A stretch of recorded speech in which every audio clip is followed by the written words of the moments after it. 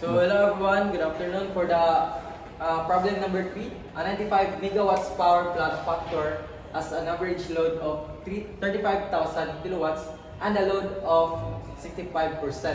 Find the reserve over peak in megawatts. So the choices is A is equals to 21.15, B is 41.15, C is 32.41, and D is 58.75. So for the solution, kuha na nato ang maximum demand. So maximum demand is equals to ang 35,000 kilowatts ng average load over the load factor of 65%. So makuha tayo 53.85 megawatts. So for the reserve over peak, ang ato lang buhaton is ang 95 megawatts power plant factor minus tapos sa maximum demand. So 95 minus 53.85, so natin makuha ang 41.15 megawatts. So letter B.